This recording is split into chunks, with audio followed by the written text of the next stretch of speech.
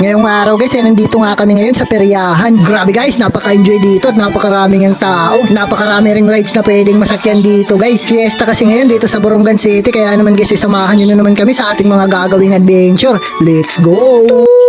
What's up sa inyo mga guys? Ngayong araw guys, nandito nga kami ngayon sa peryahan. Fiesta kasi ngayon guys dito sa Borongan City, kaya naman ay namasyal nga kami dito sa peryahan. Grabe guys, napakaraming tao. Habang naglalakad nga kami dito ay nag-cravings nga kami ng mais, kaya naman bumili na nga kami. Nag-i-enjoy nga dito si Biba Isha. Grabe nga guys yung saya niya pagkapasok pa nga lang namin. Napakaraming ang tao dito at napakarami nyo rin makikitang mga paninda. May mga souvenir at saka meron ding mga laruan guys. Napakaraming ang pagpipilian dito, talagang mag-i-enjoy yung mga bata. Pagkapasok pa nga lang natin guys sa entrance ay makikita na agad natin yung napakagandang Ferris wheel. At kung mapapansin nyo guys ay napakarami nga talagang tao. Meron nga din pala sila ditong playground para sa mga bata. Dito naman sa kabila ay meron nga sila ditong ride na frisbee. Sabi guys, nakakalula siguro pagsakay dyan. Naisip ko nga pumunta nga kami dito kasi nga guys mula nung nag-open sila dito ay hindi pa nga kami nakapunta. Kaya naman bago pa nga matapos yung piyesta dito ay kailangan na nga natin makapamasyal dito sa peryahan. Kasi nga guys pag matapos nga yung piyesta dito ay aalis na nga sila. At habang naglalakad-lakad nga kami dito ay meron nga din kaming napansin ditong kakaibang ride guys, yung Bugs Bunny. Grabe guys, perfect to sa mga bata kasi nga guys hindi naman siya gaanong kalakasan yung ikot. Dito naman sa unahan guys ay makikita mo yung pinakasikat nga ditong ride,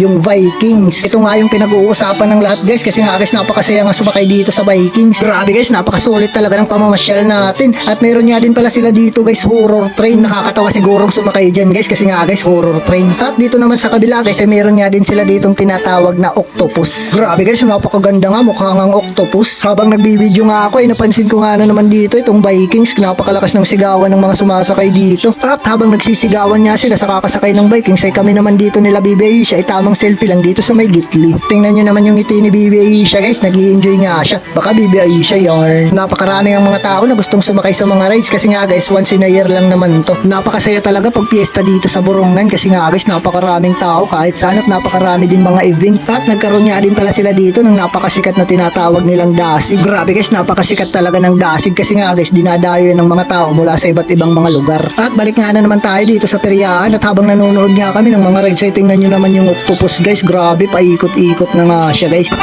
guys, nandito kami sa peryahan.